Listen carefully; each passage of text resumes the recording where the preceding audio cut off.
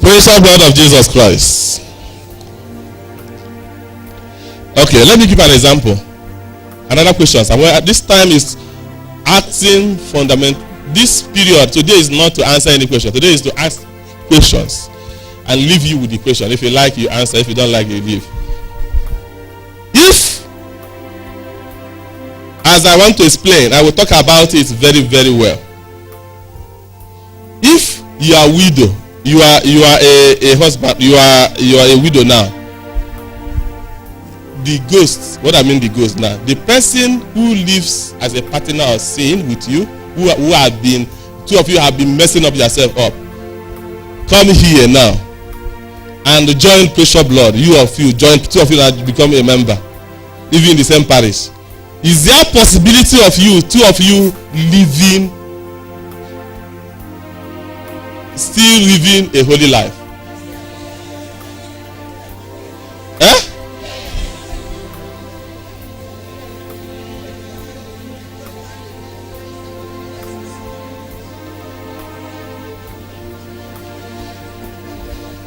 Are you listening to me?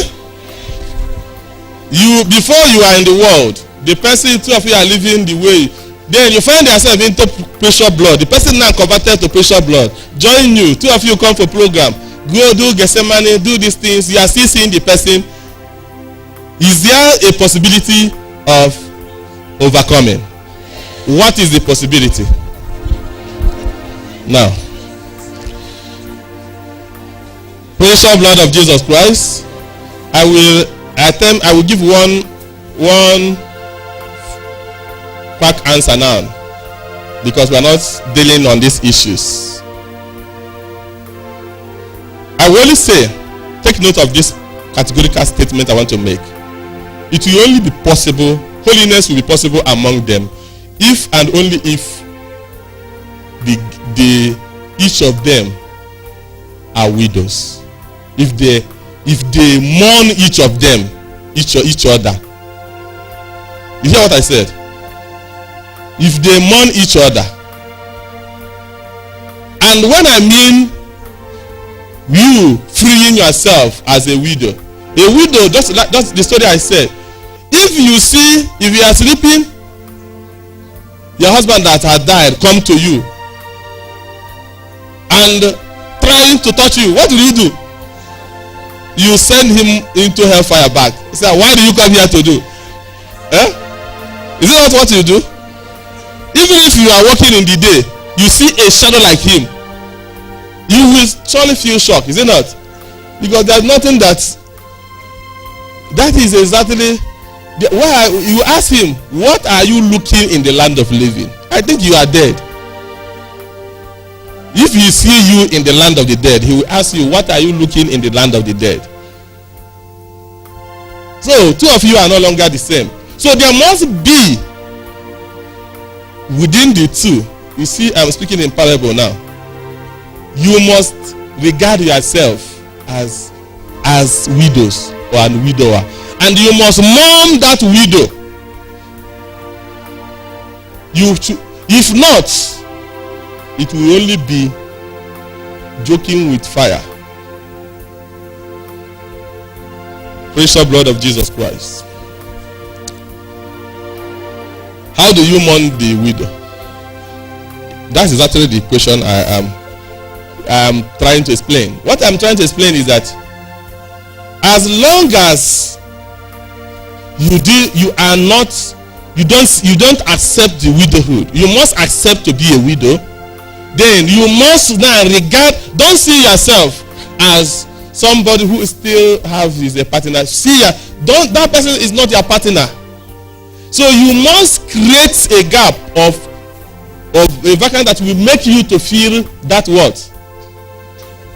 That widowhood, the widow pain.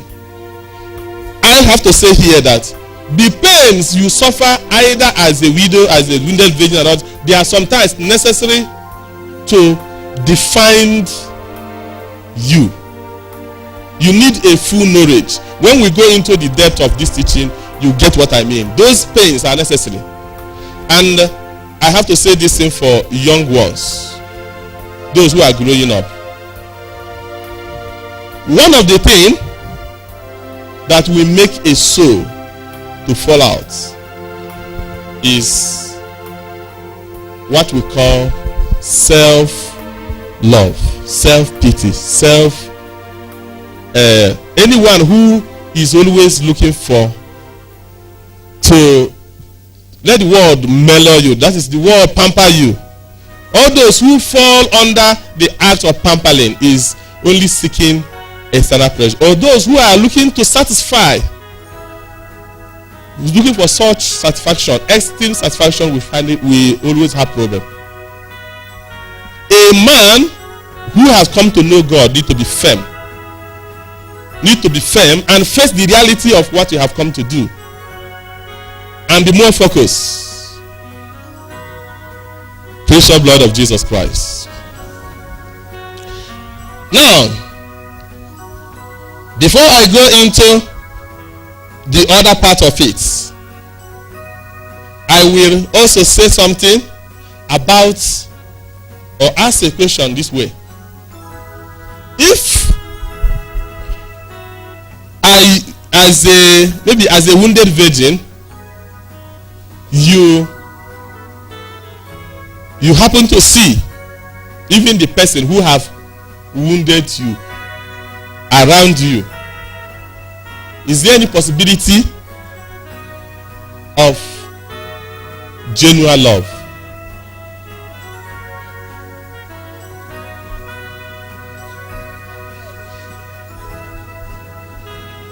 That is a question that will determine.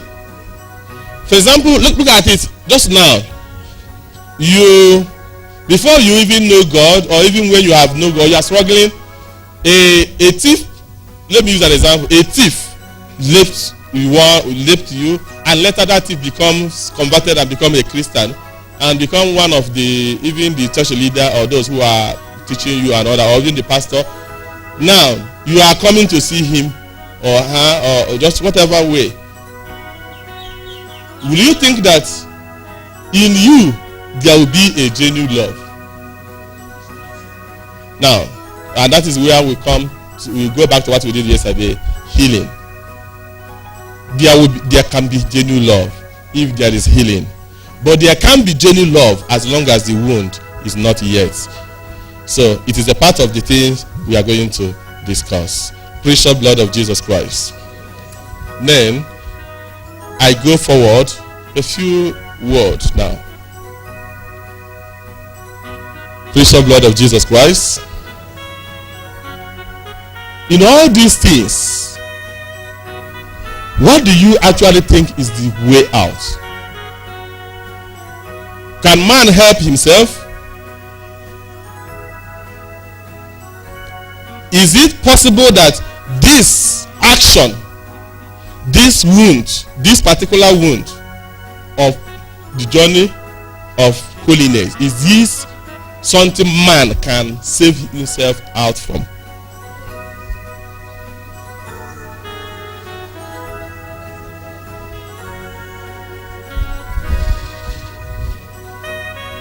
And that will take me to the next stage.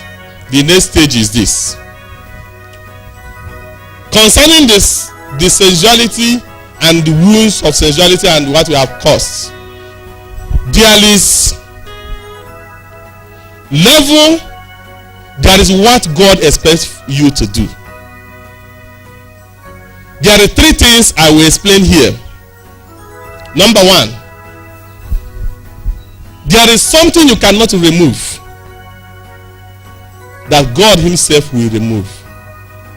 But there is expected state, what God will expect each soul to reach, and every other things will become perfect. And that is what I want to speak today on this level, and leave it, then summarize. Because some people does not know that force of sexuality is something the world is studying, everybody is studying, and thinking that as long as you are a human being, it is a burden on you. But that's what God actually wants from each soul. Then so that the redemptive power of Christ will become a reality. Precious blood of Jesus Christ. And what is that? I want to begin. You have to follow me this way. Precious blood of Jesus Christ. First of all, Jesus' wish and want for us to acknowledge that our body, our nature is weak and needed the support of grace. We call it, in a simple term, distrust of the self.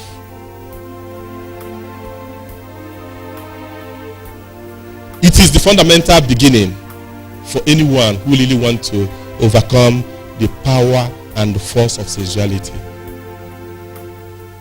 What did I say? Distrust. Self-distrust. You don't trust this self. You don't claim power in this self. You don't say this self is strong, so therefore I am willing to do whatever I want to do. Therefore I don't feel anything. I don't. And that calls to the second action.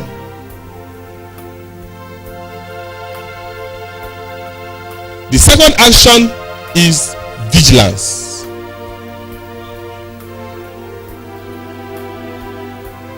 Number one is what? Self-distrust. Remember what I say is this only introduction. Self-distrust. You are not strong. The power to save you is greater than you because of the wounded nature of man. Then second one is what? Vigilance. Look at, you see somebody who, you are going to a terrible place where you don't know, and where you know that you might meet anything on the way. If you are making a step, you need to be what? You need to be very careful and listening to any sound from the bush, wherever they come from, wherever they are coming from. You have to be what? Attentive and what? Vigilant. If not, if you are just walking, something will come on you, and when it hit you when you did not plan, you will fall out. Vigilance helps us in two ways. Vigilance helps us not to be taken unaware. Vigilance also gives us reason to act. You know what to do when sudden things happen. Related it to what we are talking about on this sexual. If you are vigilant, if you are very careful, what will happen is, if temptation comes, you will be able to know that this is temptation. You can easily say the same word of Jesus. What did Christ say? Get behind me, what? Satan. It is only a matter of a soul that is vigilant, that keep alert, that is watching and know what is going on. Precious blood of Jesus Christ. But for those who doesn't care, then they will surely make a mistake. The third point after the vigilance is what we call watch.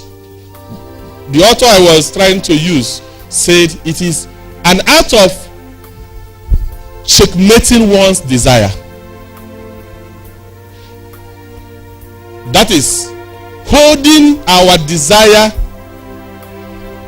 in check. And I will explain two steps to do that. You can call it self-control. Not even if you use self-control, it becomes a different thing. It talk about desire. You have to keep desire in check. Vigilance, checking the desire, checkmating the desire. Why is it desire? Desire simple means desire is what is this that you are desiring? What is your heart is? For example, if you are not desiring to eat a meat and meat comes to you, somebody bring it to you suddenly, you may not actually have interest in it. But if you are desiring to eat a meat, and the meat comes to you, you would surely do what? Chop it. I say, let me chop this meat today. I think I see it. Now, how do you check your desire? This is the only elemental stages. One checks his desire or her desire by watching over the movement of the heart. I will explain this in a simple way and give you the way out. There is no way you cannot love. There is no way in the world, there is nothing that can tell you, even as we are coming here now, you are looking around, there must be people you look at, hey, you love them so much. With genuine love, with clear intention, which is not bad, is it not? Now, question now asks, is it evil to love? Now, it is not evil to love. What is evil now is very simple. What is evil is what you desire in what you love. It is not necessarily evil to love, but what do you desire in this person you love? And how do you checkmate it? You only checkmate it by waging particularity. The second approach of checkmating your desire is not, do you know what it means? I want to explain it very well. The moment there is an isolation, as your heart is flowing, your desire goes affection, you love. Now when you love, and let love become particular, it follows possessiveness. From possessiveness, then sin comes in. I will explain well.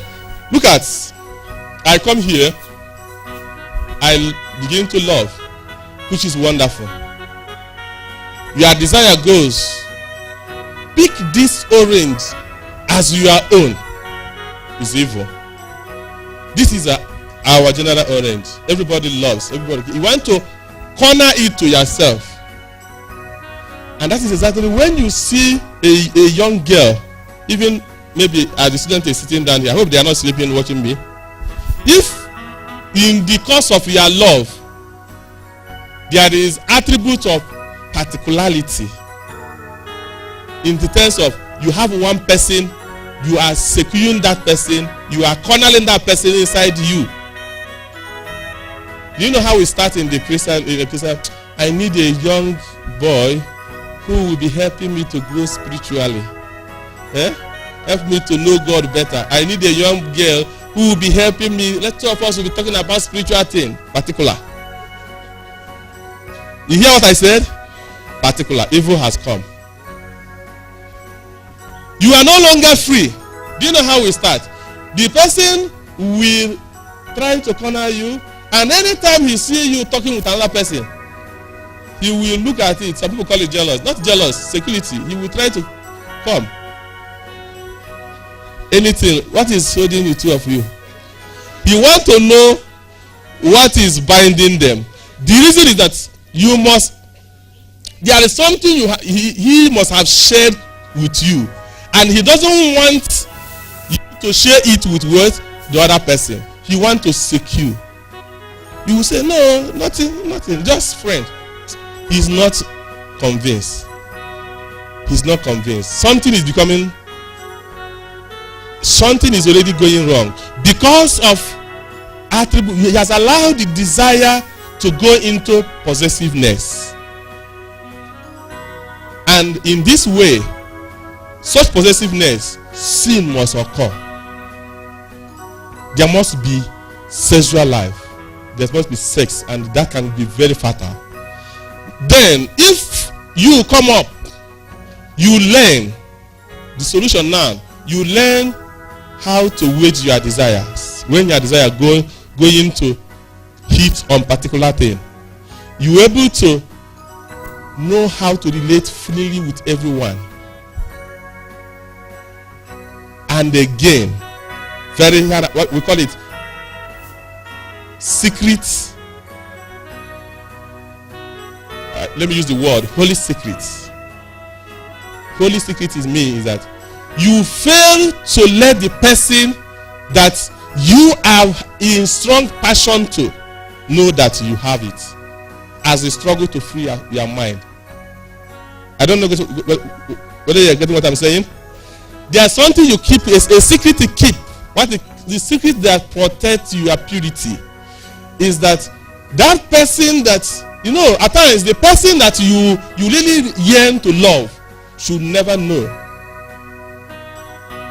because such a person can break and enter into that particularity, and then trouble comes.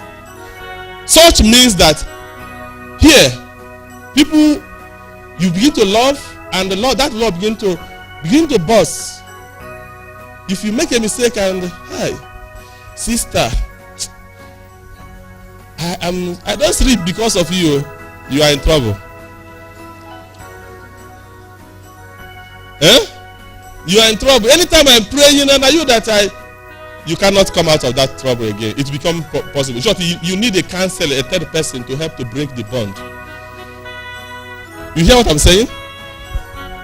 So, here, you need as much as you can to keep in as you struggle to free your mind and be able to love everyone. You need to work hard not to keep the secrets unto yourself. Because when you leave that place, that arena you are, and go to another place, your heart will surely trying to hold on to something strongly. If you leave that place, go to another country, you will still do that. Because that is how heart is created. Heart is created to love. But because of the weakness of the wounds of sexuality that we carry on ourselves, until we come to, which I will explain, until we come to the level of perfect love Christ is calling us for renewal, nothing but you are going to suffer this. It's part of the pain of the wounded body of man. It's trying to. So in order to avoid such, you have to learn how to relate with people generally. Do you get what I'm saying? For those who want to grow, you pick something. If you don't want, you do what you like. If you like, carry your heart and go and give it to somebody. The person will break it. And when you break it, you come back, oh, you don't break my heart. He doesn't know that I love you so much. He break my heart. He will surely break it. Because he's a what? He doesn't know the value of the heart. It is only Jesus that knows the value of the heart that can never break your heart. Every human being is a heartbreaker. Whether you like or not, whether you agree or you don't agree. And that is why every heart that you give to somebody, you will surely shed tears, because the person is what? A heartbreaker. You must cry one day. You carry the heart, give some person who just use hammer and use sword, break it, pierce it. You go one corner, you'll be crying. At times you will not eat your food. People will ask you what is happening to you. You will tell lie, I don't know. But you are only suffering the agony of what? Sexuality, heartbreaking. Precious blood of Jesus Christ. We cannot enjoy perfect love until we return to the origin of our creation. Because something is still missing out. How I wish the youths are listening to me. Are you listening to me? Or are you angry with me? Or are you tired? Precious blood of Jesus Christ. We are climbing the ladder. All of us, we are still climbing the ladder. There are those who are returning from the ladder. Some of this teaching will make more experience to them. But the young ones who are still climbing the ladder of life, All these things will be shining in your eyes. They are all illusion. They pass away. The person that actually give you the perfect love, the love when you meditate and think about it, the person must not have demanded any sensuality from you, any satisfaction. The person doesn't, and even if you look at it very critical, you will now discover that you have not even paid the person anything. You are owing that person. You will not even appreciate the person when the person is doing that, dying for you. Just for instance, your mother, your parents who are dying for you, what have you done for them? But when you see a corner, somebody who blindfold you with sensuality, you say, I love you past my mother, I love you past my father. How can you love you past your mother and your father when the person he have not given you anything? It's blindness and blindfolding us. Is it not true? Are you still here? So I have to encourage particularity destroys, and in here, in this gathering of the apostolate, free yourself. Let there be maturity. Stop engaging yourself in such a way that it creates some wounds. And I want to say something. Love renews, but sensuality destroys. When one, maybe as a missionary, very soon, most of you who are listening to this word will become missionaries in different parts of the world as a God wishes. Because that is all this training is not for you to put it inside your pocket. If you travel outside the country, become an apostle. Teach what you have heard. If you become missionaries and go out, even here, even in your parish, anywhere you find yourself, as long as you are preaching the word and as long as you are gathering a flock, people will fall on you. If you destroy the love by exchanging it with sexuality, you chase all the flock away. You wound them because they will not get anything from you. You think you are gaining something, and again they will know when you are becoming particular. They will know, and they can also run away from you. But when you learn how to love and become free, that makes a difference. Then, apart from this, the fourth step, apart from what you call waging your passion, waging your desire, which I have mentioned, the fourth step that is necessary, which I will not forget to pass, is every soul that allow himself or herself into an occasion of sin will fall. So the third part is that you must run away from every occasion of sin. And how do you know the occasion of sin? Occasion of sin is that the heart always tells you the truth.